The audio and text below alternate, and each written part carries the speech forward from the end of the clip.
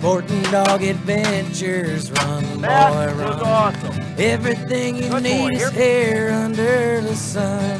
Everything you need is here under the sun.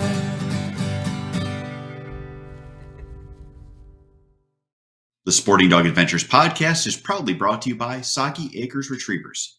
Whether you're looking for a black, yellow, or chocolate Labrador Retriever puppy, please check out our website for more information at www.soggyacres.com.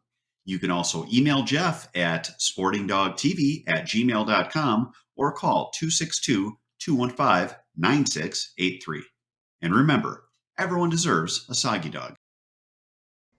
Hey, welcome to the Sporting Dog Adventures podcast. I am your host, Jeff Fuller, and we have a good episode today. We are going to have a training type of episode for what has been quite a lot of the same questions that I've been getting on social media. So the title of this one is a little long. It's My Dog is Vocal. My Dog Breaks. My Dog is Out of Control. Now, I didn't get that question from each person, but parts of those questions. And it's something we've covered in the past, but I thought, you know what, this is something that probably every year around this time we should talk about. And what I try to do is explain to people that when your dog is having all of these issues, vocality, they're breaking, or they're just plain out of control, you need to make sure you're fixing this in training and not in the field. Now, yes, you're going to reinforce stuff in the field, but it's going to be really hard when the excitement level is jacked to about 12 out of 10 to train in the field, and you're going to be preoccupied anyway because you're trying to hunt. So you have to get your dog out and work with them and train with them. Now, that doesn't necessarily mean that you can't hunt your dog that year, but you want to get a handle on it before you take them out back hunting. It's something that is very common. Hunting season is so short. We want to be out there. We want to be with our dogs, and we want to have them in a position where we can enjoy hunting with them. And people will just take their dogs out again and again and again. And what happens is the problem just gets worse or stays the same. But the longer that a dog is allowed to do this and it becomes habit, the harder it's going to be to fix. The first thing we'll talk about is vocality, vocalness. Your dog is barking, whining. This is two things. All dogs that are bred for hunting will have an element of drive, which means they love to do their job. You can have dogs that are really, you call them a whole lot of dog. They're really high end, really high drive dogs. They are so fun to run, but they also have their challenges, and that is keeping them under control. They want to go out. They want to plow around. They want to do everything in the field, but we have to make sure that they're under control when we take them out. And that starts with having them stay and having them not be vocal. Now, having a vocal dog is something that I'll tell you, part of it could also be that it is genetic. I had a line of Labrador Retrievers that are kennel Soggy Acres Retrievers that I stopped breeding because the mom that started that line, we have our different lines, they all have different middle names. This was the Maddie Lou line, so this was the Lou line. And Maddie was a dog that was just geeked on gear. She had a high gear like no other. She would run through a collar. She also was incredibly vocal. So after watching her and training her and fixing her and then having her go back to where she was vocal and fixing her and go back and forth, I just looked at it and I'm like, this is the type of dog that is too high drive and vocal for a client when I'm struggling with her as a professional. So we ended that line because we just looked at it and went, we can do better for our clients than to have a line that is vocal and tell them, hey, this is only going to be a dog you can do upland with. I had a female out of her. Her name was Addie, and Addie would bark and howl in the same cadence as her mother. You couldn't even tell them apart. So it was something where I'm looking at them going, I'm newer in dog training and dog breeding. And I'm like, man, this is a trait I don't want passed on. Now, this could be something that could be passed on if you had someone who's inexperienced, or there's some people that just don't care. They want to put a dog out that is just geeked. They are shaking, they're like rockets, but they're also vocal. It's why you want to talk to someone about what they breed for so that you make sure you don't end up in that position and give yourself the best chance for success. Now, you can have dogs that also, probably the majority of dogs, including Maddie even, the majority of dogs, vocality is created by the handler because you're going out, being a hunter and not a handler first. By that, I mean you are not getting that dog in a position so that they're quiet. Now, there's different ways that you can correct a dog that's vocal. First, you want to have them in training. You start out where you're doing your stuff simple, where they're seated at heel. You're releasing them on their name to do their retrieves. They're coming back, they're finishing, they're coming back into heel, they're sitting. You get your obedience spot on. A lot of times dogs won't get vocal, but if they do during this, you fix it. You tell them no, quiet. You can grab their muzzle. You can grab them by the scruff and kind of shake them and tell them quiet. You can nick them with the collar. One thing you have to look at is what will work. How can you make this better? With a percentage of the dogs, you're going to have where a collar will make it worse because you have a dog that's so excited. You can imagine they're at this point where they're like, oh my God, oh my God, oh my God, I'm so excited, so excited. And then you nick them at the collar and they're like, ah, because they're up here. And then you put them even higher. You want to make sure that the dog understands the correction, understands when they're getting corrected, why they're getting corrected. And then you have to give them positive reinforcement when they're being quiet. So again, handler first.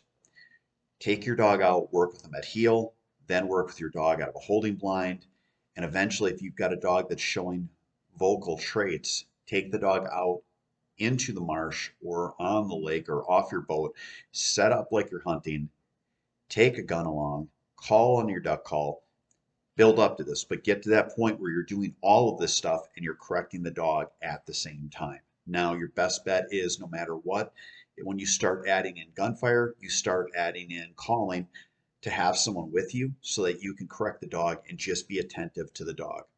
When I am working on things with dogs and training, just retired from gun dog training, but I would throw a bumper. I would never even see where the bumper landed because I am looking at the dog, making sure my focus is on the dog and that the dog is not doing anything that I'm going to correct them for. Vocality, braking, even sliding forward a little bit. You want to make sure that everything's under control. So get to that point where you're using a muzzle squeeze, telling them quiet. You're nicking them with the collar, telling them quiet. But also remember when they are being quiet, tell them good dog, good. Don't let yourself get raised up because if you start yelling, the dog's going to yell with you. Keep yourself at a monotone, calm level. Also in your praise because high drive dogs, if you get too excited, they'll jump up and they'll do something you have to correct them on. But put them in this position where you're going to work with them and get them so that they are successful in the field. But remember, you have to have them there before you take them back out to the field when you have a problem like this. So fix it at home. If it's during hunting season, take them out during the week and work with them. Take them out, see where they're at after you have the dog, what you think is fixed well. But if you're going out hunting with the dog, the first few times that you have them out, once you have worked with them, you want to make sure that you're not worried about hunting. Don't even take a gun, work with the dog, make sure they're under control, make sure that they're being successful. So I hope that helps on that part. Next up, I wanted to talk about My Dog Breaks. We had a TV show for 9 years. Breaking was an issue that we would have with our dogs on the show because, quite honestly, running a hunting TV show and having everyone to manage and my kids and sponsors and guides and everyone there, about the last thing I could be was a handler. And then you needed to make sure that you were taking birds and it wasn't where the dog broke and you wouldn't shoot. You just call the dog back in. You had to get birds. So you would be in the position where it wasn't optimal for training. Also, I would go on about 14 trips a year. The dogs would get really loose. Every year I would have to come back, work with the dogs, work them on their steadiness, work with them on making sure that they are steady to shot, steady to release. And it was something that I rightly was given crap about on social media for people that watched your show because occasionally our dogs would break. And it was something I never hid from. I still don't hide from it. Unless you have done that where you're filming, you would not understand the amount of complexity and the amount of, my goodness, you got to have your brain going in 15 different directions. But now that I'm not doing that anymore, and when I'm talking to clients that I've worked with their dogs, it's just explaining, be fully attentive on the dog and the dog only. It is something that I have dogs that have went through training. Ace was qualified all age, master hunter, finished title. He's got a grand pass. First hunt out, he broke. Again, hunting and training are two different things. You want to make sure you're correcting them when they go out.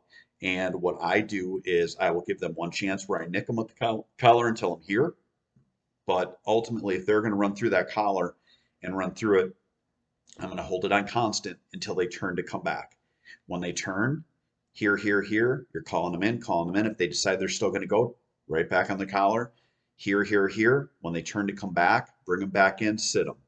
I will make a dog sit for at least a minute before I'll send him back out again. And there's multiple reasons for this. Even when I'm doing my training, when I'm releasing on retrieves, I will make sure that the dogs are sent at different cadences. You don't want a dog that will get to the point where they know that you're going to release them on what would be a 3 count. Birds down, 1, 2, 3, send the dog. You want to send them at varying times because during hunts, there are times when you will shoot birds. Birds are on the water, more birds are working. You have your dog sit. You don't want your dog out there. Breaking is one of the most dangerous things that you can have with dogs, especially if you're hunting out of layout blinds. You want to make sure that the dog does not run out and get shot. I mean, we had a guy that we hunted with one time that his dog broke. My goodness, I had the damnedest time with my own dog because here, I'm telling you, my dogs get loose. His dog would just break. A month after we filmed with him, he sent me the sad message that his dog was shot and killed. And the dog was running out. There was a snowdrift. The dog jumped up on the snowdrift, jumped, and was at bird level. It is a dangerous thing. You want to get it so that it's fixed, so that you have it, so that your dog can be happy and safe in the field. So again, if you have breaking issues, work with the dog at home. Make it so that you're working at a training level where the dog's at heel and you're throwing stuff all the way to where you're taking them out like it's hunting, throwing decoys out, having people talking, blowing dog calls, shooting, throwing out a dead bird or a bumper, making the dog sit there until you release them.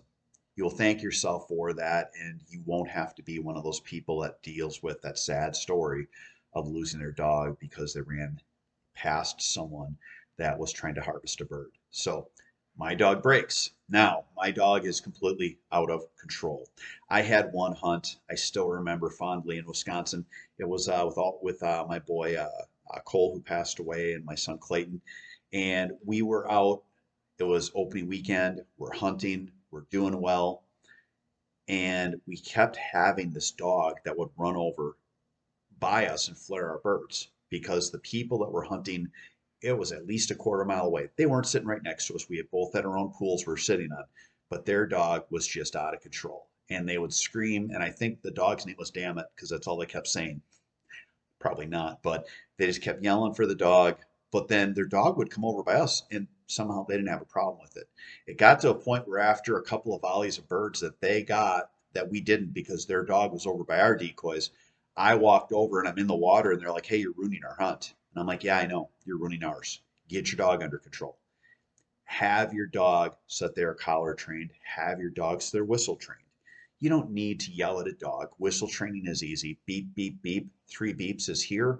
Use it in conjunction with your here command for a week or so. And then eventually you can just go to the whistle. The dog will understand it.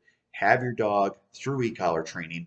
Have them so that they are they go through e-collar introduction and conditioning, and then get to the point where you're using it for your reinforcement of commands. And then if the dog does run out and isn't listening, you can just beep, beep, beep.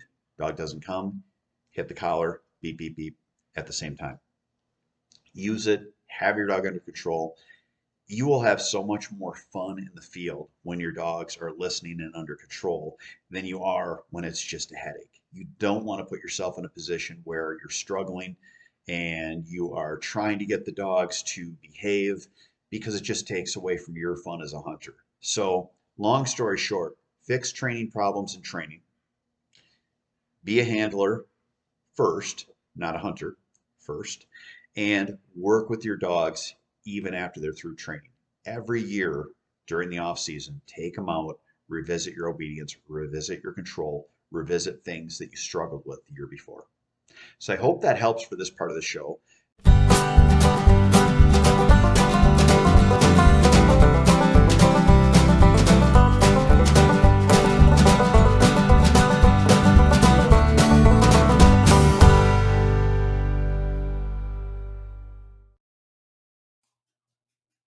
If you love the shooting sports like I do, you need to check out our friends at Mech Outdoors.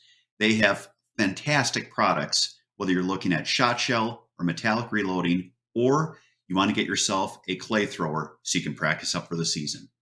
For more information, check out their website at mechoutdoors.com. It's Jeff Fuller from the Sporting Dog Adventures podcast, and I need a little help. Please stop what you're doing and give us a 5-star rating. Follow us on the platform you're on. Give us a thumbs up. And above all, share our podcast with your friends and family. Our podcast will grow even more, and we can get more people involved in the sport we love with dogs in the field. Hey, welcome back to the show. Figured we would talk now about why hunting is so important when you have a trained dog and why training is so important when you're taking your dog hunting. We obviously hit on that before, but I thought, hey, why not pound the point home? You want to have your dog under control. When you have people that say they're going to take their dog out hunting and they're going to get birds and work with them, you first have to work on obedience. Half of your gun dog training, or 2/3 of your gun dog training, is going to be strictly obedience. Making sure a dog heels properly, making sure a dog comes when called, making sure a dog sits when told to sit, making sure a dog does not release for a retrieve until released upon by you with their name. And you want to make sure that you have this stuff set so that the dog is successful and you are happy in the field. There is nothing better than having that finely tuned animal that will run out there and do everything and listen. I will have people who will argue that you don't need that stuff done. And I tell people, you know what? Work with your dog. They won't disappoint you. We have such low standards for our animals in the field, and they have such high ability if they're well bred. You can have a dog that will look so cool. Everyone will compliment you on it. And it will be something that would be almost like your kid hitting a home run in a baseball field or in a baseball game when they're little. It is a pride thing when your dog is performing at a high level and you're enjoying them in the field. Work with your dog, work on training, start your gun dog training after 6 months old. Do not hunt your dogs before they're through gun dog training. You will thank yourself for it.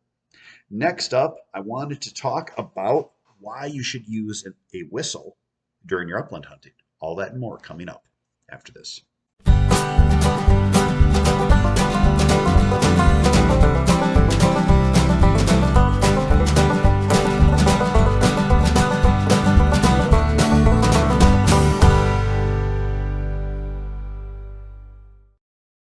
Welcome to Boucher in Janesville, where customer service is our #1 priority.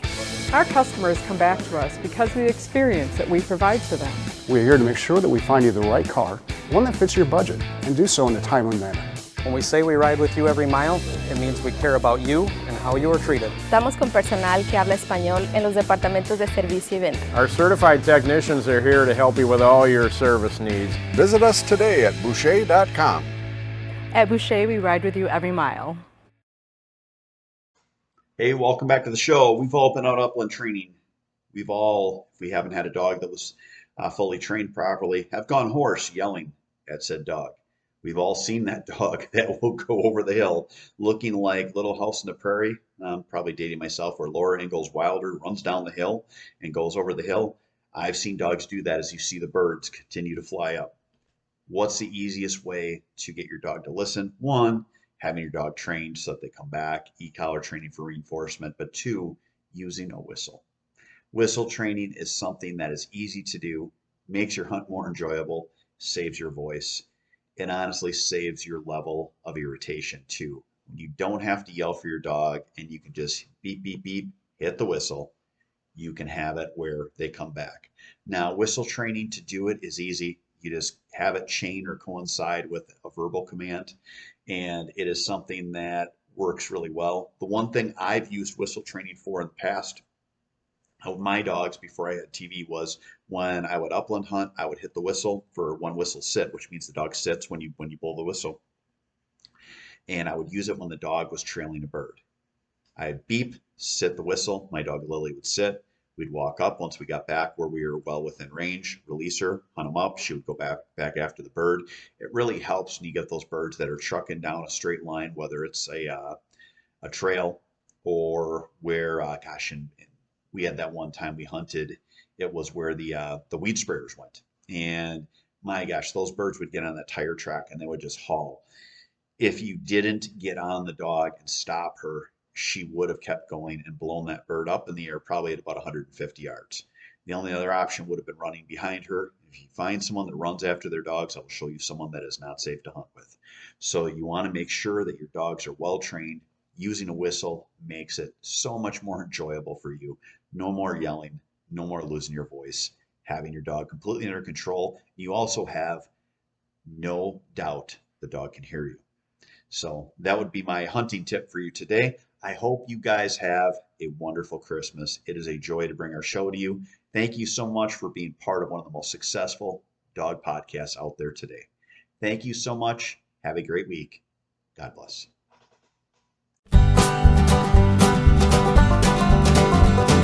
Sporting dog adventures, run boy run. Everything you need is here under the sun.